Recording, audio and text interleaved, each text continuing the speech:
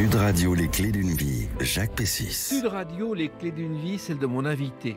Vous êtes devenu un maître de la BD en assurant en particulier la relève des maîtres de l'école belge, à commencer par Edgar Pierre Jacobs.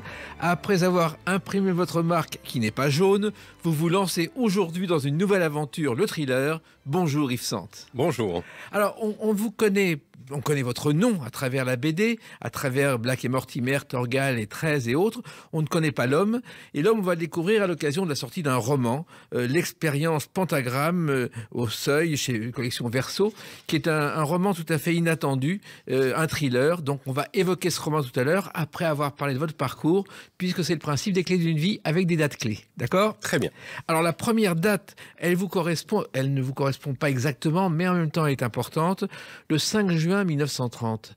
C'est ce jour-là que dans le Petit 20e paraissent les premières planches de la deuxième aventure de Tintin, Tintin au Congo. Et ça vous a marqué. Ah, Tintin au Congo, pour moi, c'est un livre fondateur de beaucoup de choses dans ma vie.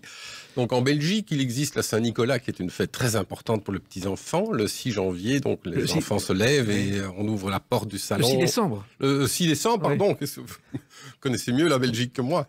Le 6 décembre, Saint-Nicolas. Et donc, j'avais 6 ans. Je ne lisais pas encore tout seul, parfaitement bien. Je descends et au milieu des cadeaux, il y a cette couverture de cette voiture-là qui avance dans la savane africaine, Tintin au Congo. Je prends l'album en main. Tout de suite, je regarde même pas les autres jouets, mes parents me rappellent encore, et je vois ces images et ce petit bonhomme qui bouge, et je comprends naturellement ce qu'il fait, même sans savoir lire les textes. Et voilà, c'est le début d'un amour inconditionnel pour la bande dessinée qui commence ce jour-là. Voilà. Il se trouve qu'au départ, la série originale, il y avait 110 planches et qu'elle a été revue à 62 planches pour des questions de fabrication parce que les albums contenaient 62 planches ensuite. Et cet album a été très contesté, ce qui n'était pas le cas à l'époque. Ça ne posait aucun problème. Non, à l'époque, en tout cas, moi, enfant, je ne voyais pas où il pouvait y avoir le mal. Après, on se rend compte, on prend du recul sur certaines choses. Mais à l'époque, non, c'était juste les aventures de Tintin, point. Voilà. Et en même temps, au Congo, on considère cet album comme faisant partie du patrimoine, vous voyez. Oui. Alors, vous allez petit à petit lire toutes les aventures de Tintin, souvent en les empruntant à la bibliothèque. Effectivement, je recevais un album aux grandes occasions, Noël, l'anniversaire, c'était à peu près tout. Le reste du temps, mais toutes les librairies, ce qu'on appelle les librairies des bibliothèques en Belgique, paroissiales ou communales, avaient toujours des piles de BD. Et donc, je recevais quelques francs belges de mes parents tous les week-ends pour aller en louer. C'est là que j'ai commencé à dévorer, dans le désordre d'ailleurs, un certain nombre d'albums de beaucoup de collections. Voilà. En même temps, il n'y avait pas encore des albums comme aujourd'hui, il y avait beaucoup plus de journaux d'albums. Ah, les journaux étaient évidemment en plein dans le ressort, les années encore 60, 70. Mais mes parents ne m'avaient pas abonné à un journal. Donc, soit je lisais le journal Spirou ou Tintin chez un de mes camarades, soit je louais les albums à la bibliothèque. Alors, parmi vos lectures de jeunesse, Yves Sante, il y avait Johan et Pierre Louit de Peyo. Ça, c'est quelque chose qui vous a marqué. Ah, Jean-Pierre Peyo est un merveilleux conteur. Pour moi, on parle toujours des dessinateurs... Hergé, grand dessinateur, oui, mais Hergé est aussi un grand scénariste. Peyo, merveilleux dessinateur, bien sûr, mais Peyo est un merveilleux scénariste. Et c'est surtout, on dit souvent en bande dessinée, le dessin séduit, le scénario fidélise.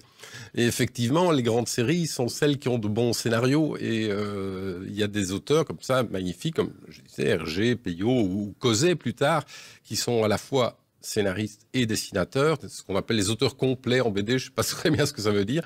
Mais j'ai une admiration sans borne pour ces gens-là. Oui, et Peyo, lui, le miracle, ça a été les Schtroumpfs. Lui-même ne croyait pas que ça marcherait comme ça. Non, au tout début, les Schtroumpfs, c'était des personnages secondaires dans la série Jean et Pierre Louit, dans la flûte à six Schtroumpfs. Et exactement. Puis, les lecteurs de journal en ont réclamé, redemandé, et puis voilà. Et voici quelques jours, le record du monde du plus grand rassemblement de Schtroumpfs a été battu à Landerneau dans le Finistère. Je sais pas si vous savez, ça a réuni 3076 personnes déguisées en Schtroumpf, en Schtroumpfette et en grand Schtroumpf. C'est totalement hallucinant. J'ai lu ça ce matin dans la presse, j'ai beaucoup ri. Alors, finalement, c'est une époque où les dessinateurs ne sont pas des stars. Ce sont des gens qui écrivent pour les enfants. Ce sont des gens qui écrivent pour les enfants, et puis, en règle générale, en bande dessinée, c'est le héros qui devient la star. Moi, j'ai eu la chance de rencontrer Peyo, parce que quand je suis rentré aux éditions du Lombard, les Schtroumpfs venaient d'y arriver en 92. J'étais plusieurs fois au restaurant avec Peyo, personne ne se retournait autour de nous parce que personne ne le reconnaissait, alors qu'il y a des milliards de gens qui connaissent les Schtroumpfs sur Terre. C'était hallucinant. En même temps, les auteurs sont des grands enfants comme leurs lecteurs. Toujours. Les lecteurs, je crois qu'on a été marqués dans l'enfance, eux-mêmes ont été marqués par Disney, par d'autres auteurs. Et je crois qu'on a été marqués au point de vouloir devenir auteur soi-même, c'est qu'on a décidé de garder, d'exploiter une part d'enfant, oui. Mais ce qui est étonnant aussi, c'est Hergé qui l'avait dit, il écrivait pour les enfants sans imaginer que les adultes aimeraient ça, qu'ils deviendraient des stars. Le jour où il a été le plus surpris, Hergé, c'est quand les 3 astronautes de la Lune sont venus lui demander une dédicace. Ah oui, il y a des moments merveilleux, mais je crois que c'est aussi les enfants qui grandissent, qui vieillissent et qui gardent leurs souvenirs d'enfance. Les lecteurs adultes, ce sont ceux-là en général. C'est rare les gens de plus de 50 ans qui découvrent Tintin. Et vous avez aussi une autre passion dans l'enfance, Yves Sand, c'est Jules Verne. Oui, Jules Verne, dans les premiers livres sans images que j'ai lus ou avec quelques illustrations, il y avait bien entendu les romans de Jules Verne qui prêtaient à la rêverie, c'est de l'aventure. On partait dans les airs, sous les mers. Enfin, c'était formidable. À l'époque, je vous rappelle que en Belgique, en tout cas, il n'y avait pas beaucoup de télévision. Qu'à la maison, il n'y avait que la RTBF et la chaîne flamande que je ne parle pas. Donc, ça laissait très peu de choix pour les distractions en dehors de livres. Et en plus, vous n'êtes pas le seul, puisque l'œuvre de Jules Verne a été traduite plus de 4750 fois, ce qui le place derrière Agatha Christie et devant Shakespeare. Ah ben, je ne savais pas. Et puis, il y a un autre Verne aussi qui est célèbre et qui a été évoqué en chanson.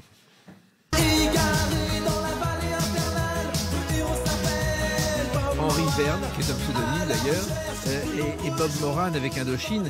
Et c'est vrai que quand Henri Verne, il me l'a dit le jour où on a fait l'émission pour ses 100 ans, on est Clés d'une vie, il m'a dit qu'il avait entendu par hasard Indochine à la radio, qu'il n'était pas au courant. Ah, c'est fort possible, oui. Henri Verne était un personnage, j'ai eu la chance de le croiser aussi, puisque Lombard l'adaptait en bande dessinée. Oui.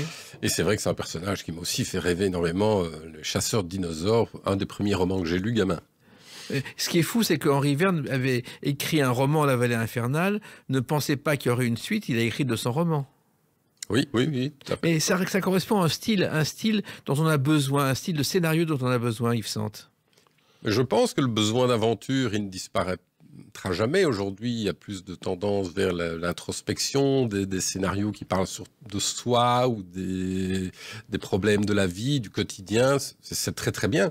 Mais en même temps, on a tous besoin toujours d'aventure, de rêve, d'espace. Alors, vous êtes né donc à Bruxelles, Uccle, qui est un quartier assez chic de Bruxelles. C'est le Neuilly de Bruxelles, Uccle. C'est une ancienne campagne de Bruxelles qui aujourd'hui est devenue très dense, puisque la commune d'Uccle a plus de 80 000 habitants, je pense, aujourd'hui. Mais il y a encore beaucoup de verdure, donc c'est très très agréable. On sent un peu la campagne tout en étant dans la ville. Alors ce qui est étonnant, c'est qu'il y a un pape, Léon III, qui a baptisé l'église Saint-Pierre d'Uccle entre 795 et 816 en présence de Charlemagne. Un pape Léon, vous voyez. Vous me l'apprenez. Et puis donc au départ, votre famille n'a rien à voir avec la BD. Je crois que votre père est fonctionnaire, oui. Votre mère travaille à la maison et vous faites des études normales jusqu'au bac, Yves Sand. Oui, tout à fait. J'ai fait des études de latin-sciences et puis mes parents, pour eux, le petit dessine, le petit fait du théâtre, le petit va à la chorale, tout ça c'est très bien, mais il faut étudier pour avoir un métier sérieux plus tard.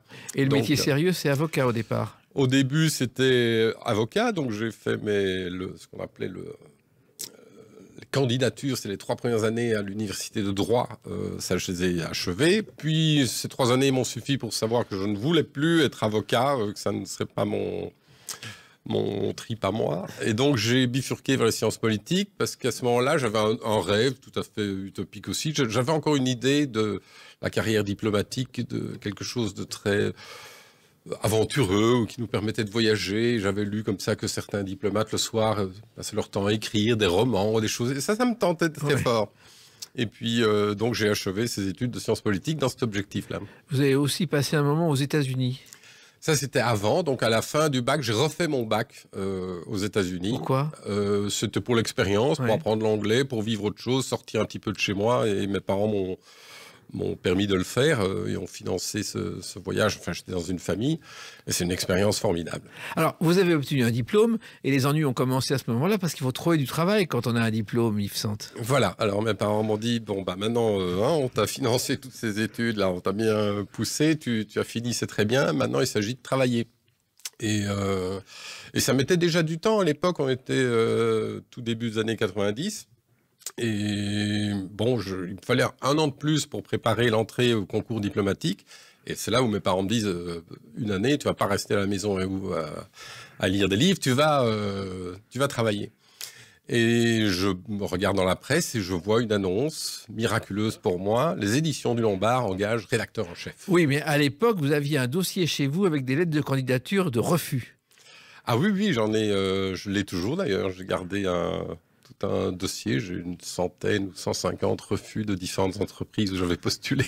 C'était déjà pas simple à l'époque. Mais c'est fou. C'est pas démoralisant dans ces cas-là?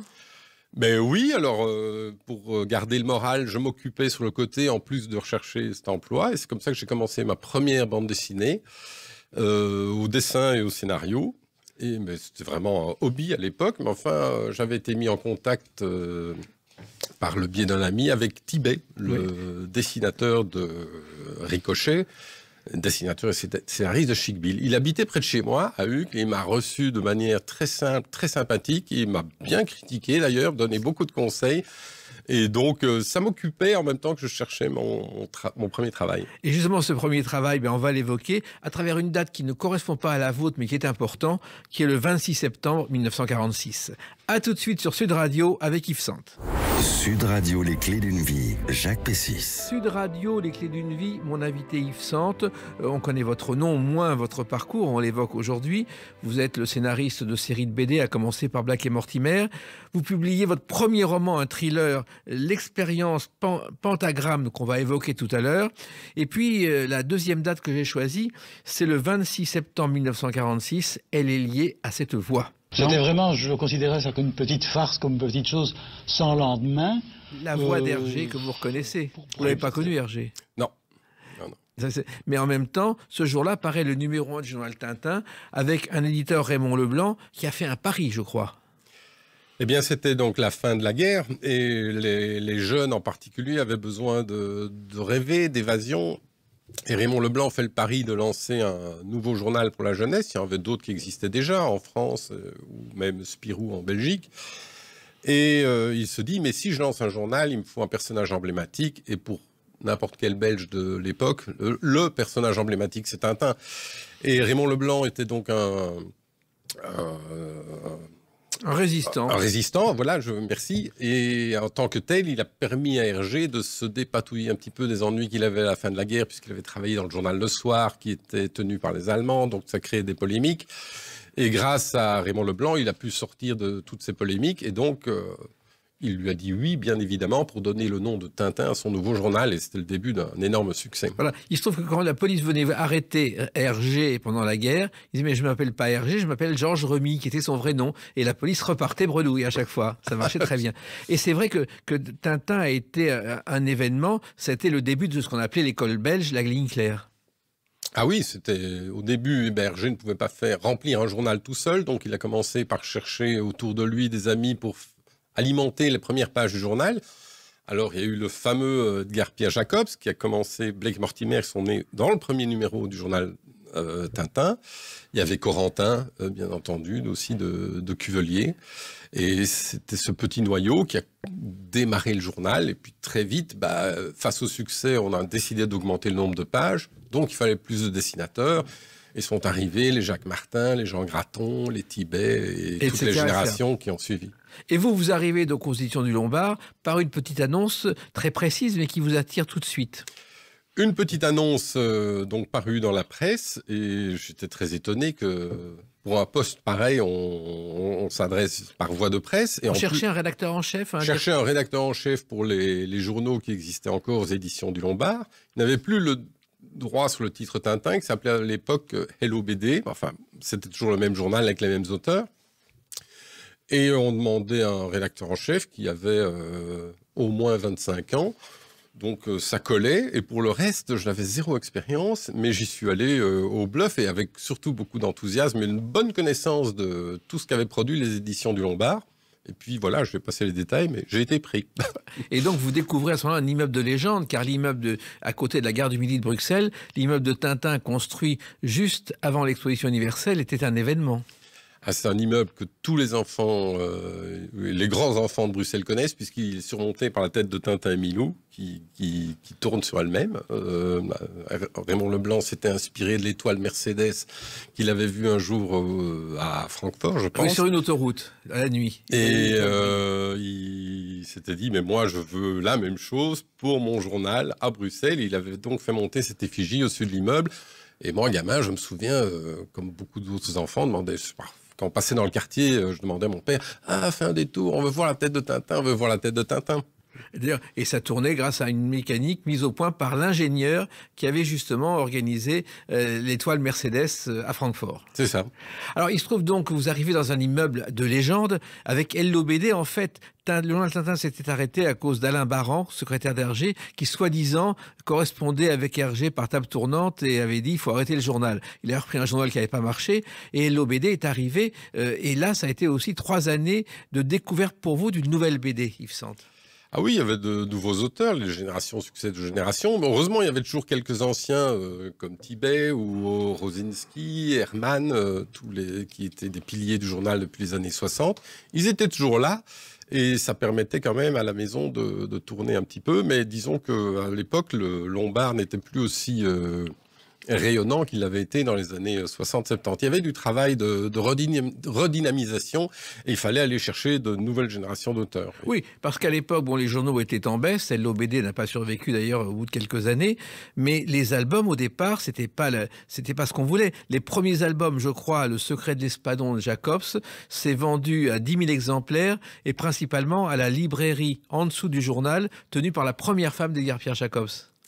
Oui, les mauvaises langues racontent que Hergé n'aimait pas trop la concurrence et avait demandé à Raymond Leblanc de ne pas trop appuyer sur les albums parce que les albums de Tintin, pour lui, suffisaient en librairie. Maintenant, les autres auteurs avaient eux aussi envie de rayonner, d'avoir une vie en album qui rentre dans les bibliothèques, parce que les journaux, à l'époque, il faut bien le dire, on les lisait avec passion, mais on se les passait entre frères et sœurs. Ça se déchirait, ça finissait souvent à la poubelle, donc il ne restait rien. Et les auteurs avaient envie quand même que leur œuvre perdure. Donc les albums sont nés quand même. Oui, mais ce que les générations d'aujourd'hui ne savent pas, c'est que jadis, les auteurs de BD gagnaient leur vie chaque semaine avec une planche qu'ils apportaient au journal.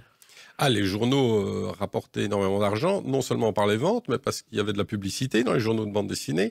Donc l'éditeur pouvait financer l'achat de la planche de BD chaque semaine. Et l'auteur vivait déjà très bien comme ça. Je me souviens que Tibet m'avait dit que quand il avait 18 ans, dans les années 50, il gagnait beaucoup mieux sa vie que son frère qui était ingénieur, ce qui le rendait un peu jaloux, le frère. Et il disait non, la bande dessinée était dans une période faste à cette époque-là, grâce aux journaux, et tout ce qui se vendait en plus en album derrière, c'était du bonus. Voilà. En même temps, à l'époque, les planches n'avaient aucune valeur. Tibet m'a un jour raconté qu'il dédicaçait des planches dans les séances de signature, alors qu'aujourd'hui, elles se vendent quelquefois par des centaines de millions d'euros. Ah, j'ai lu il y a 2-3 jours, je pense qu'une planche de Hergé vient d'être mise en vente, 480 000 euros aux enchères à Liège. Donc ça atteint des sommes qu'on n'imaginait évidemment pas du tout à l'époque. Parce que quand vous manipuliez des planches que vous receviez, ça n'avait pas plus d'intérêt que ça à l'époque, Yves Sante. Ouais, dans les années 90, les auteurs commençaient petit à petit à se rendre compte de la valeur de leur travail. Donc on faisait quand même très attention à ne pas les perdre ou à ne pas les abîmer. Alors, effectivement, il y avait les nouveaux dessinateurs, les nouveaux auteurs, et on repérait tout de suite celui qui avait le bon scénario ou le bon trait, Yves Sante. Mais c'est de l'instinct. Il faut avoir lu beaucoup, avoir beaucoup intégré les codes de la bande dessinée, tant sur le plan graphique que visuel. Quand on reçoit des nouveaux projets, je recevais, je sais pas, une dizaine de projets au moins par semaine. Et on en lançait 2-3 nouveaux par an. Donc déjà, à l'époque, la sélection était rude. Il fallait bien se baser sur certains critères. Et les premiers critères, pour moi, c'est la lisibilité, tant du récit que du dessin. La crédibilité, ça c'était le maître mot d'Hergé. Il faut toujours qu'une histoire tienne la route, qu'à aucun moment, même si on est dans la science-fiction, le lecteur puisse se dire, enfin, il raconte n'importe quoi, il se contredit par rapport à ce qu'il a dit avant. Donc la crédibilité est un maître mot. Et puis il y avait cette culture au Lombard qui remonte au début du journal Tintin. Raymond Leblanc et Hergé voulaient des récits qui étaient documentés, parce que ce soit Alix pour l'Antiquité ou Michel Vaillant, Jean Graton pour l'automobile, tout ça était très documenté. Il fallait distraire, faire rêver les gamins, mais en même temps leur enseigner quelque chose par la bande, leur apprendre quelque chose. Et ça, je crois que tous les lecteurs qui sont nés avec ce type de travail ont gardé ça entre eux, en eux, ont essayé de le reproduire. En tout cas, même moi, au niveau de mon roman, enfin, on en parlera après, la part documentation était quelque chose d'essentiel pour moi. Bien sûr. Et puis, il y a aussi la case de fin de planche pour que la semaine suivante, on puisse relire la suite. Ah oui, puis au début, chaque auteur avait droit à une page dans le journal, donc il s'agissait que la dernière case de chaque page se termine sur un petit suspense, sur une envie évidemment de vivement la semaine prochaine qu'on continue, de ne pas lasser, de ne pas décevoir. Donc ça demande un rythme d'écriture très particulier quand on écrit le scénario de l'histoire. Voilà. Et en même temps, l'obligation pour vous à l'époque au Lombard, Yves Sand, c'était Angoulême, le festival d'Angoulême. Aujourd'hui, il est souvent décrié parce qu'on dit un auteur qui vend n'est pas un auteur de BD. Ça, vous avez connu les débuts et les fêtes et surtout l'engouement des lecteurs pour la BD. Ah ben, les festivals, et Angoulême en particulier, ont connu un essor grandissant depuis la fin des années 70 jusqu'à aujourd'hui. Alors oui, c'est grâce à François Mitterrand qui un jour est venu inaugurer Angoulême et ça a été le déclenchement. Ah, c'est possible que c'était un des grands déclenchements. Et c'est vrai que c'est une fête permanente parce que finalement, un auteur de BD, il reste chez lui pendant des mois et des mois sans sortir. Angoulême, c'est la sortie de l'année. Ah mais si vous demandez à un auteur pourquoi il sera en festival, 9 fois sur 10 ou 99 fois sur 100, il va vous répondre c'est pour aller voir les copains. Voilà. Alors évidemment, on est toujours content de rencontrer le public et de dédicacer, mais enfin, en soi, c'est parfois fastidieux, ça peut même faire mal à la main en fin de journée. Mais voir les copains le soir, c'est très important parce que tout le reste de l'année, comme vous dites, on est souvent très seul quand on est, que ce soit scénariste ou que ce soit dessinateur. Et vous avez connu cela et on va l'évoquer à travers une autre date, le 26 juin 1999. A tout de suite sur Sud Radio avec Yves Sand. Sud Radio, les clés d'une vie, Jacques Pessis. Sud Radio, les clés d'une vie, mon invité Yves Sand, dont vous commencez à connaître le parcours, à la fois comme directeur éditorial du Lombard et puis vos jeunes années. Vous publiez L'expérience Pentagramme, un livre au seuil dans la collection Verso, un thriller, votre premier thriller, on va en parler. Mais si vous arrivez au thriller, c'est parce qu'il y a eu d'autres choses avant. Et si je cite la date du 26 juin 1999, c'est qu'elle est liée à un nom et une voix. Au début de chaque histoire, il y a toujours la petite étincelle qui est l'idée. Edgar Pierre Jacobs. Ce jour-là paraît La Machination Voronoff, un album que vous avez signé dans des conditions très particulières, car vous êtes à la fois directeur éditorial du Lombard et vous avez écrit un scénario de Black et Mortimer. Oui, c'est un petit miracle qui m'est arrivé, qui vient du hasard. Ben, comme je l'ai dit tout à l'heure, donc j'aimais bien la bande dessinée, enfin j'étais passionné de bande dessinée comme lecteur. J'avais commencé comme hobby une première bande dessinée avant d'entrer au Lombard, celle que je montrais à Tibet. Et ça me manquait, j'avais toujours envie de créer quelque part, et le métier d'éditeur est passionnant, mais ça ne répondait pas à ce besoin spécifique. Et donc, le groupe Média Participation, enfin les éditions d'Argo, avait racheté les éditions et les droits de refaire de nouveau Blake Mortimer en 96 et avait relancé la série avec un album de Jean Van Damme et Ted Benoît au dessin qui s'appelait L'affaire Francis Blake. L'étrange rendez-vous, c'est le suivant, vous avez raison. L'affaire Francis Blake. Superbe travail, tant sur le plan scénario que sur le plan dessin, vraiment. Et c'est un succès, un carton absolu. Je crois que d'Argo en vend 500 ou 600 000 exemplaires. Et donc tout le monde se dit, c'est formidable, les gens redemandent, donc ils vont en faire un autre bientôt. Et puis, étonnamment, Ted Benoît, qui était bien parti, qui avait les personnages en main, se fait en fait de plus en plus lent. Est-ce que c'était la pression du succès? On ne sait pas très bien. Toujours est-il qu'il met beaucoup de temps à faire le suivant et que les éditions d'Argo décident, je la fais très courte, de lancer une deuxième équipe. Et quand j'apprends ça, j'envoie un synopsis de manière anonyme à Didier Christman, qui est le directeur éditorial de Dargaud à l'époque, en charge de Blake et Mortimer. Et en disant, j'ai reçu ça à Bruxelles, ce qui était logique, puisque Jacobs et Blake et Mortimer étaient nés aux éditions du Lombard à l'époque. Et donc j'envoie mon scénario, et quand je vais à Paris 2 semaines après, je vais voir Didier Christman, qui me dit « Ah, mais c'est formidable, c'est absolument ce qu'on cherche, j'ai déjà fait lire à tout le monde. C'est qui l'a écrit ?» Et donc là, j'avais plus le choix, donc je me dévoile. Et il me dit, ah bon, il était surpris évidemment, puis il me dit, mais c'est très bien, on ne cherchait pas un nom, on cherchait quelqu'un qui sache faire du Blake et Mortimer. Et c'est comme ça que c'est né la machination Voronov, qui est une histoire qui se passe en 1957, au moment de la guerre froide. Et c'est vrai que Blake et Mortimer, c'est une série mythique, et c'est une série qui se déroule toujours dans une époque bien précise. Oui, disons que le cœur de l'œuvre se situe dans les années 40-50. Et c'est là que l'éditeur a décidé de relancer la série en demandant aux repreneurs de conserver ce code des années 50-60. Pour Jacobs, c'était différent. Jacobs dessinait, lui, en temps réel. Pour lui, c'était une série contemporaine. D'ailleurs, son dernier album, le premier volume des 3 formules du professeur Sato, on voit clairement dans les véhicules et les décors que ça se passe pour lui dans les années 70. Mais pour les nouveaux lecteurs et les nouveaux auteurs, on a décidé qu'on allait rester dans les années, le cœur du mythe autour de la marque jaune, on va dire, dans les années 50. Parce que la marque jaune, justement, ça fait partie de vos lectures d'enfance, Yves Sante.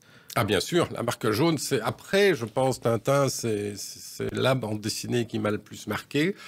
Et sur différents plans, l'histoire était prenante, bien sûr, elle faisait un peu peur d'ailleurs. Mais je me souviens aussi que c'était la première bande dessinée que j'ai pas réussi à lire en une fois. Il y avait tellement de textes, c'était tellement dense que c'était comme un petit roman. Donc, enfant, j'ai dû m'y mettre à 2 ou 3 fois pour le terminer, parce qu'après je tombais de fatigue. Voilà. Et puis il y avait aussi cette particularité, c'est que les personnages étaient adultes. Ils avaient l'âge de mon père, alors que les autres personnages BD, on se projetait facilement dedans parce que c'était en général des gamins. Tintin est un gamin, Spirou est un gamin. Blake et Mortimer, c'était 2 personnages un peu austères, très très sérieux. Ça ne rigole pas du tout dans ces albums. Et donc c'était une ambiance tout à fait particulière qui m'a énormément plu, marqué. Voilà. Il se trouve qu'à cette époque-là, les enfants dans les cours de récréation dessinaient des marques jaunes tellement ça avait de succès. Il paraît. Dans les années 50, je n'étais pas encore là pour le vérifier, mais en tout cas, oui, j'ai entendu. Alors, ça veut dire que vous entrez dans Blake et Mortimer avec un principe que Jacobs appliquait en prenant du temps, c'est-à-dire beaucoup de documentation, Yves Sante. Oui, pour moi, c'est très important.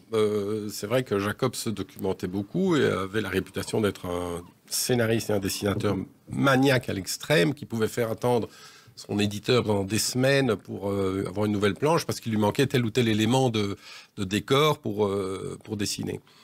Et moi, ça m'a toujours plu, que ce soit dans la bande dessinée, dans le roman ou dans le cinéma. Quand je suis face à une œuvre de fiction, j'attends qu'on me fasse rire, qu'on me crée des émotions, que j'ai peur, peu importe les émotions.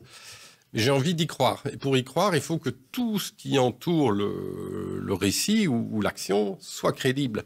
Et là, je pense qu'une bonne documentation est fondamentale pour emmener les gens justement vers la fiction. Si au début, ils se rendent compte, ah ça c'est vrai, ça c'est vrai, ça c'est vrai, ça c'est vrai, hop, au moment où vous dérapez pour aller vers le faux, le mensonge, la fiction, ils continuent à croire que c'est vrai. Il faut les préparer à ça. Donc il faut à chaque fois une idée. Je crois que vous en êtes au 9e ou 10e Blake et Mortimer. Il faut trouver l'idée et après il faut trouver une documentation, ce qui n'est pas toujours évident. Non, parce que effectivement, il y a des choses, surtout sur le plan visuel, qui ont disparu. Dans le double album La Vallée des Immortels, que j'ai écrit pour le dessinateur Peter Van Dongen, ça se passe dans les années 50 à Hong Kong. Et c'était l'éditeur, Yves Schlierf, qui m'avait suggéré Hong Kong. Très bonne idée, très beau cadre pour un nouveau Blake et Mortimer. Mais il n'existe plus rien sur le front de mer, des magnifiques bâtiments qui existaient à l'époque. Et donc, on a dû faire venir des livres de là-bas, parce qu'ici même, dans les bibliothèques, on n'en trouvait pas. Sur Internet, très très peu de choses. Et Peter Van Dongen, grâce à toute cette documentation, a pu reconstituer tout le front de mer dans l'album en dessin. Et c'est formidable parce qu'il n'y a quasiment plus personne qui peut avoir accès à ces images-là.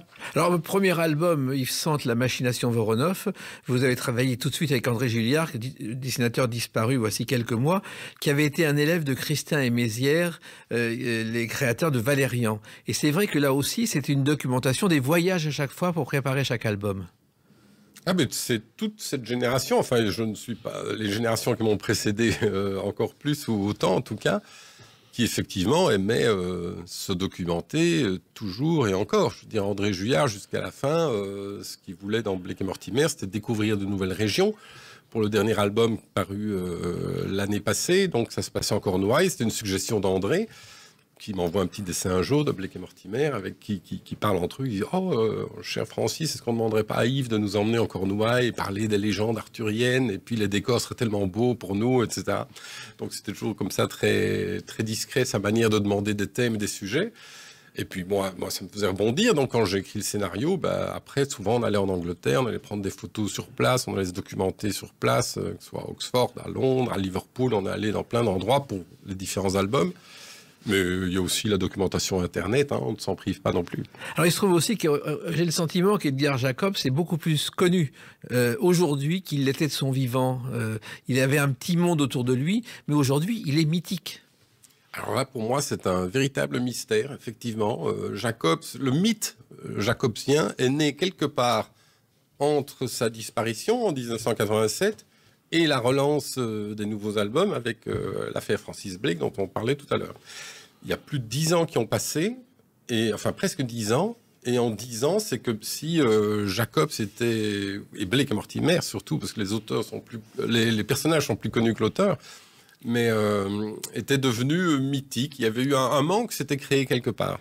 Il se trouve qu'en plus, Jacobs avait été chanteur d'opéra avant de devenir dessinateur. Il a même été box dans une revue de Mistinguett à Bruxelles en 1920. Ça, je ne savais pas. Voilà, c'est une chose particulière. Et c'est vrai que c'était quelqu'un de très discret qui n'acceptait pas les interviews. Moi, un jour, j'ai réussi à l'interviewer parce qu'il était fan de Dorothée. Je lui ai envoyé une photo dédicacée de Dorothée et il m'a reçu au Bois des Pauvres ensuite, dans sa maison. Vous avez eu beaucoup de chance. C'est un privilège. Alors, vous avez dans tout ça un parrain qui est Jean Van Damme, qu'on a reçu dans Les Clés d'une vie, l'auteur de plein de séries, à commencer par 13. Et c'est vrai qu'il a été un parrain qui vous a beaucoup soutenu dans le monde de la BD. Et quand j'ai donc soumis mon premier scénario, La machination Voronov de Blake Mortimer chez Dargaud, donc je l'avais fait anonymement, et quand ils m'ont répondu avec enthousiasme que c'était bon, j'ai dit « Oulala, attends, avant d'en parler, je veux aussi que Jean Van Damme le lise sans savoir qui c'est. » Parce que c'était Jean qui avait repris la série. J'étais toujours à l'époque son éditeur sur la série Torgal. Je voulais pas qu'il y ait de conflit d'intérêts, ou je sais pas comment dire, enfin je voulais pas qu'il y ait de malaise entre nous. Donc voilà. Donc on a envoyé le scénario aussi à Jean Van Damme de manière anonyme. Il savait que c'était venu par Bruxelles, donc il m'appelle, il me dit au téléphone, bon, j'ai lu La machination Voronov, c'est très bien, bon maintenant tu peux me dire qui l'a fait. Je me dévoile donc une nouvelle fois, puis un petit blanc, puis il me dit, bon, il est 17h30, je ne sais plus, tu fais quelque chose pour l'apéritif? Je dis non, j'étais au téléphone. On va passer à la maison. Donc je quitte le Lombard et je vais chez lui, puisqu'il habite pas très loin de chez moi, à Uccle aussi. Et nous avons pris l'apéritif et en quelques phrases toujours très sympa, il m'a pointé les 2-3 choses que je pouvais peut-être améliorer dans le scénario, parce que Jean a un regard d'aigle pour ça.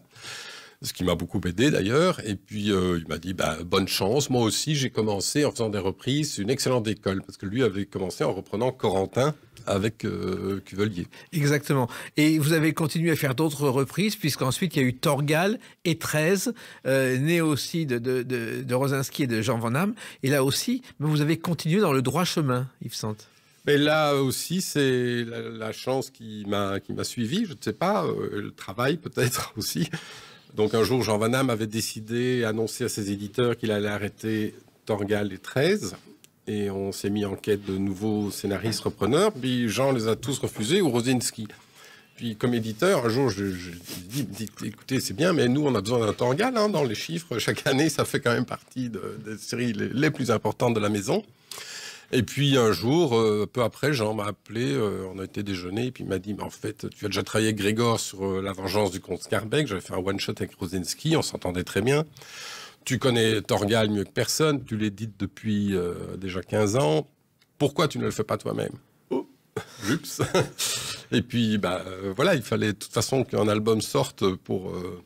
dans le meilleur intérêt de tout le monde et des lecteurs qui attendaient. Donc j'ai dit oui, et puis je lui ai soumis mon scénario, bien sûr. Il l'a adoubé. Et puis voilà, c'est comme ça que j'ai repris Torgal pendant tout un temps. Et aujourd'hui, vous êtes scénariste de bande dessinée avec une chose importante, le rythme des séries n'est plus celui des années 50-60, Yves Sante. Le rythme des années 50-60 dépendait du rythme de la presse. Aujourd'hui, comme il n'y a plus de presse, l'album sort quand il est prêt. Mais le rythme de l'histoire aussi. Ah, le rythme de l'histoire. Moi, je garde un rythme à l'ancienne, à savoir, j'essaie de faire en sorte qu'il se passe quelque chose dans chaque planche et qu'à chaque page de droite, donc toutes les 2 pages minimum, il se passe un petit suspense à la dernière case, qu'on a envie de tourner la page. C'est des trucs d'anciens, mais je crois que ça fonctionne toujours. C'est très important, le rythme. Voilà, et le rythme est déjà important pour vous, pour la BD, mais il n'y a pas que ça. Et on va évoquer votre premier roman qui est sorti le 4 avril 2025. A tout de suite sur Sud Radio avec Yves Sante. Sud Radio, les clés d'une vie, Jacques Pessis. Sud Radio, les clés d'une vie, mon invité Yves Sante. Donc on commence à vous connaître à travers votre parcours d'éditeur au Lombard, de passionné de BD, de scénariste de Black et Mortimer. Et vous aviez un rêve de toujours, c'était écrire un roman. Et donc paraît aujourd'hui au Seuil chez Verso, L'expérience Pentagramme, qui est votre premier roman. Et là, vous passez directement de 44 ou 60 planches à 500 pages. C'est quand même un rythme très différent, mais en même temps, c'est un désir de toujours. C'est un désir de toujours, effectivement. Le gamin, j'avais autant envie d'écrire des romans que des bandes dessinées. Les hasards de la vie dont on a parlé ont fait que j'ai plongé dans la bande dessinée. Mais c'est l'écriture qui était mon premier moteur. En bande dessinée, il faut bien comprendre que quand un scénariste remet son travail, il y a les 8/10 de ces lignes qui disparaissent puisqu'elles se transforment en dessin. Parfois, on voit une grande case au début d'un album avec une scène de ville, des voitures. Il faut tout expliquer au dessinateur, à savoir telle voiture arrive de là, telle autre de là, il y a un avion là. C'est important parce que 3 pages plus loin, il y aura ceci, il y aura cela. Donc, on donne tous les détails et parfois, c'est une page d'écriture pour décrire une case. Et en haut de cette case, il est écrit « ce matin-là ». Alors les gens vous disent « oh ben c'est facile d'être scénariste, vous écrivez ce matin-là et tout le boulot est pour le dessinateur ». Oui, sauf que moi j'ai dû écrire tout ce que le dessinateur a mis en scène. Donc j'écris beaucoup depuis longtemps, mais cette écriture ne se voit pas. Et là j'avais envie, plutôt que de faire transformer ces visions en dessin, eh bien de les transformer en phrases qui ne soient pas techniques ou simplement destinées à expliquer au dessinateur ce qu'il doit faire, mais qu'elles se suffisent à elles-mêmes pour que le lecteur du roman imagine les scènes et les voit comme si elles étaient dessinées ou filmées devant lui. Alors, il faut d'abord un sujet, et vous étiez passionné par un sujet, ce sont les puces qu'on met dans le cerveau. Ça, c'est quelque chose qui vous intéresse depuis toujours, Yves Sante. Depuis très longtemps, et alors ça ne vous étonnera pas, c'est la première fois que le sujet m'a marqué, c'est dans La Marque jaune. L'encéphalotoscope, invention du professeur Septimus, qui permettait à ce méchant dans la série Black et Mortimer de téléguider Ulrich à distance. Et à l'époque, c'était du fantasme pur, de la science-fiction pure, alors qu'aujourd'hui, la technologie a tellement avancé, c'est un petit peu comme avec Jules Verne, beaucoup de choses sont devenues vraies. Et le thème des puces dans le cerveau est un thème qui me parle à titre personnel, parce qu'il y a quelques années, il n'est plus aujourd'hui, mais mon père a souffert de la maladie de Parkinson, et c'était les balbutiements. Aujourd'hui, on travaille beaucoup Parkinson avec des puces implantées dans le cerveau. On travaille sur Alzheimer grâce à ça. Donc la science est là, progresse. Et le rôle du scénariste, c'est toujours de dire, les côtés positifs, on les connaît, le stade d'avancée technologique, on le connaît, oui, mais et si ? Et si demain ? Et ça, c'est le rôle du scénariste ou du romancier, c'est d'avoir ce réflexe qu'ont tous les gamins quand ils jouent entre eux dans la cour de récréation. Et si on disait que, moi je suis le cow-boy et toi l'Indien, eh bien, c'est un petit peu faire la même chose à l'âge adulte. Donc je me documente beaucoup sur le sujet, parce que c'est un sujet qui m'intéresse sur plusieurs plans. Et puis à partir de la documentation, je me dis, mais comment faire une histoire qui pourrait amener les gens à découvrir le sujet tout en ayant un récit captivant, d'aventure, un thriller, quoi. Donc l'expérience Pentagramme, c'est au départ une expérience basée sur ces puces. C'est une expérience qui a été réalisée au sein de la DARPA. La DARPA est une agence du Pentagone qui existe réellement, qui a un budget de 4 milliards de dollars par an, rendez-vous compte, juste pour que les scientifiques fassent les expériences les plus folles, les plus secrètes, dans le but d'aider leurs soldats à guérir de certains traumas post-guerre, à créer de la robotique pour les aider sur le terrain. Ces scientifiques font des recherches tous azimuts. Donc cette DARPA, je trouve, c'est un vivier pour des récits de thriller fiction assez extraordinaire. Et il y avait beaucoup de romans déjà avec des agents de la CIA, des agents du FBI, des agents de la NSA ou de la DGSE en France, etc. Et la DARPA, à ma connaissance, personne n'en avait encore parlé, alors que c'est un endroit complètement fou où je me suis dit, pourquoi pas trouver une héroïne qui soit chef de la sécurité de cette fameuse DARPA et qui ont une expérience des rap, comme c'est dit dans le roman, ben, c'est à elle qu'on fait appel. Voilà, exactement. En fait, elle est là quand le Pentagone ne parvient pas à résoudre un problème. Elle arrive. D'ailleurs, une femme dans un genre de service, c'est assez rare aussi. En général, c'était réservé aux hommes, Yves Sante. Ah ben l'armée, et a fortiori l'armée américaine a très longtemps été une armée machiste. Et c'est clair qu'aujourd'hui toujours, on a encore vu des sujets même en France ou en Belgique récemment. On se rend bien compte qu'à l'armée, il y a encore des codes un petit peu particuliers, on va dire, et souvent très machistes. Mais toutes les armées se sont ouvertes bien naturellement aux femmes. Il y a des femmes aujourd'hui, pilotes de chasse, qui est le job le plus compliqué, le plus dur sans doute dans toutes les armées du monde. Et elles ont accès à tous les postes. Donc je trouve ça, moi qui ai 2 filles, je trouve ça très bien. Et je veux toujours mettre en avant le fait que les filles aujourd'hui peuvent faire exactement la même chose que les garçons, bien entendu. Alors il se trouve que le point de départ de votre roman, qui est un thriller, Yves Sante, c'est un journal du Chicago Herald Tribune, qui est un des 10 grands journaux de New York encore aujourd'hui, qui existe depuis 1847, vient à Bruxelles, tiens, quel hasard, et va se retrouver dans des situations étranges avec d'autres Américains qui eux aussi sont à Bruxelles. Voilà, il s'agit de 5 Américains qui se sont jamais vus de leur vie, qui vivent dans des endroits très différents aux États-Unis et qui un beau jour se sentent appelés, il n'y a pas d'autre terme, vers une destination qui les mène tous les 5, qu'ils amènent d'abord à quitter leur boulot, leur vie de famille, tout, pouf, du jour au lendemain, à partir sans prévenir personne. Et ils se retrouvent, sans trop savoir eux-mêmes pourquoi, à Waterloo, qui est dans la banlieue sud de Bruxelles.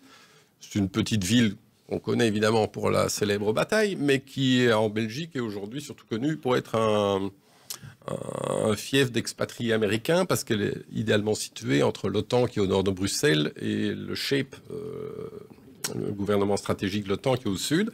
Et puis il y a aussi beaucoup de lobbyistes qui vont travailler auprès des communautés européennes. Donc il y a énormément d'Américains, ils se retrouvent là, ils habitent là. Donc nos 5 personnages se retrouvent là comme beaucoup d'autres, donc ils sont quasiment inaperçus. C'est pas inhabituel de voir des Américains qui viennent louer des maisons. Et donc comme tout bon Américain toujours, ils organisent des petits barbecues entre eux, ils font connaissance, et tout d'un coup ils se rendent compte qu'il y a un truc qui va pas du tout, c'est que ils sont 2, 3, 4, 5... à partager la même date de naissance, le même passé, et que d'un point de vue... ce n'est pas possible que ce soit du hasard. Statistiquement, c'est impossible. Si vous avez rencontré dans votre vie une personne qui a exactement le même âge que vous, qui est née le même jour, c'est déjà beaucoup. 5 dans le même clos, c'est pas possible. Il y a quelque chose, mais ils ne savent pas quoi, ils se sont jamais vus avant. Et c'est là que l'histoire commence. En même temps, Waya Wings, donc la chef de la sécurité de la DARPA, qui elle est toujours à Washington, comprend ce qui s'est passé et va se dépêcher de rejoindre nos 5 personnages pour essayer de sauver une situation qui risque de se révéler très explosive. Et ce qui s'est passé, c'est qu'il y a eu une évasion, un problème au départ. Et voilà, c'est une expérience qui a eu lieu 15 ans plus tôt et qui a gentiment dérapé. À l'époque, elle a été considérée comme un échec, mais il se trouve que l'échec n'était pas tout à fait vrai, puisque 15 ans après, l'expérience redémarre d'elle-même. Et c'est une course contre la montre qui commence dans un livre, car c'est une course permanente pour essayer que tout s'arrange, ce qui n'est pas évident. C'est le principe du thriller, il faut une course contre la montre, il faut un suspense qui soit motivé par une urgence.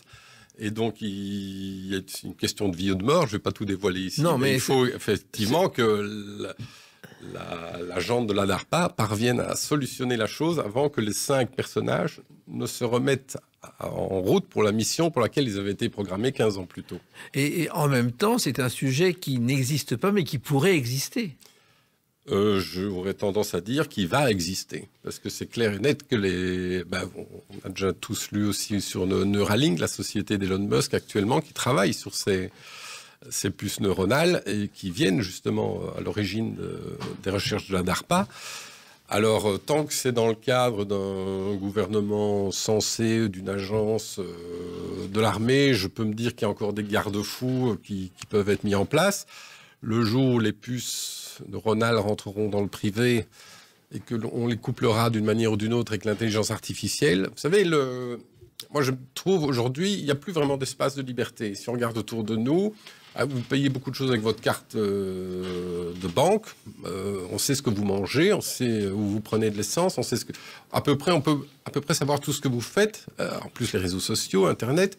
Si on veut vous espionner, on connaît à peu près toute votre vie. Le seul espace qui reste, c'est l'intérieur de votre tête. Ça, vous pouvez penser ce que vous voulez. Personne ne peut deviner ce que vous pensez. C'est quasiment impossible. Et d'ailleurs, je crois autant que nous sommes, nous avons des secrets que même nos amis, nos plus proches ne connaissent pas. On a tous notre jardin intérieur. Eh bien, ce jardin intérieur, avec les puces neuronales, il va être mis en danger. Oui, et c'est la première fois qu'on traite ce sujet. Il n'a jamais été traité dans un thriller. Et le thriller est un genre qui vous passionne depuis toujours. Je crois qu'il y a un des maîtres qui a écrit Jurassic Park, Michael Crichton, qui est un de vos maîtres aussi. Pour moi, Michael Crichton, c'est le Jules Verne des années 90-2000. J'ai quasiment tout lu de lui. C'est vrai qu'il y a beaucoup de récits qu'il a écrit, comme le roman Jurassic Park est très très bien détaillé pour l'époque, très bien documenté sur la manipulation génétique, et on se rend compte presque 30 ans après qu'on est en passe d'arriver à recréer des animaux disparus en partie de manière génétique, et un jour on arrivera à le faire. Moi je suis persuadé depuis toujours, je ne sais pas pourquoi, que tout ce que l'homme imagine dans une fiction, s'il parvient à l'imaginer, un jour il parviendra à le faire. Alors, ça veut dire des mois de travail d'écriture pour arriver à un thriller qu'on ne lâche pas à chaque page, ce qui est le cas, Yves Sante. Ah, ça, c'est pas à moi de le dire. Comme tout écrivain, je serai le seul à ne jamais pouvoir lire mon roman. Oui. Donc, c'est à vous de me dire mais si on ne le lâche pas. beaucoup de travail. C'est énormément de travail. Pour moi, ça a pris à peu près 12-13 mois. J'avais de la chance. Pour une fois, je bénissais le ciel que mes dessinateurs étaient en retard. Donc, moi, j'avais de l'avance dans mon travail. Et j'avais du temps devant moi. Donc, soit je faisais 1 ou 2 bandes dessinées en plus, soit je me dis, bon, Yves, là, tu peux plus reculer. Tu as le temps matériel de le faire. Si tu ne le fais pas maintenant, tu le regretteras toute ta vie. Donc, j'ai tout mis de côté. J'ai dit, voilà, la BD me retrouvera dans 12-13 mois. Maintenant, je fais ce roman.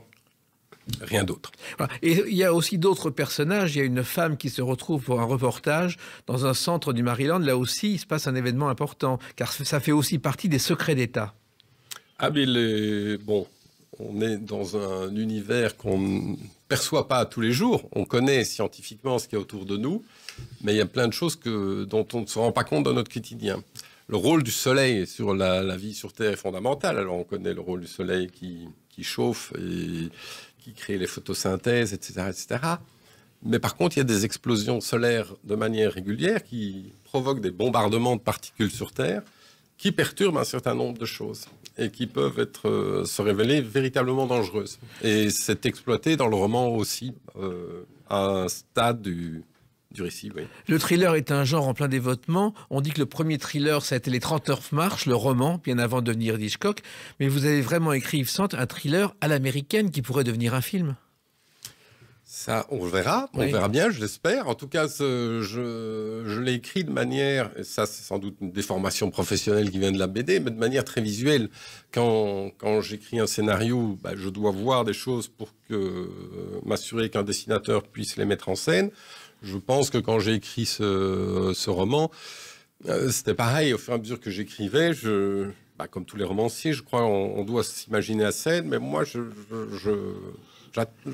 j'attache une importance particulière au fait de pouvoir voir et me dire ça ne va pas être répétitif, ça va être spectaculaire, là ça bouge, etc. Il n'y a pas de répétition parce qu'en BD, on est obligé à chaque planche de montrer quelque chose d'autre. Donc j'ai essayé de le faire et j'espère que ça fonctionne. Oui, c'est ce qu'on appelle les romans de l'été qu'on ne lâche pas parce qu'on ne peut pas le lâcher jusqu'à la dernière page. Car vous avez prévu, comme dans la BD, un suspense jusqu'à la dernière page. Ah ben, j'espère. Effectivement, c'est le genre de roman... Je le conseille plutôt pour l'été au bord de la plage ou ailleurs que de le lire de chapitre par chapitre le soir parce que c'est quand même assez complexe. Il y a des personnages, une fois qu'on est dedans, on est bien parti, mais il faut pas trop s'arrêter en route parce que sinon on va finir par perdre pied. Il faut un thriller, quand on l'attaque, c'est pour ne pas le lâcher en général. Et vous allez maintenant revenir à la BD ou continuer dans le roman? Oh, mais je compte bien alterner. Il y a encore un Blake et Mortimer qui va arriver à la fin de cette année-ci, mais dès cet été, je me remets à la suite des enquêtes de Waya Wings, ça, c'est certain. C'est certain. En tout cas, ça s'appelle l'expérience Pentagramme. C'est donc au Seuil dans la collection Verso, je crois. Oui. Et c'est vraiment un roman plein de chaleur à lire au soleil cet été. Merci Yves Sand de l'avoir écrit et continuez à nous faire rêver avec tant de BD et de romans. Merci. Les clés d'une vie, c'est terminé pour aujourd'hui. On se retrouve bientôt. Restez fidèles à l'écoute de Sud Radio.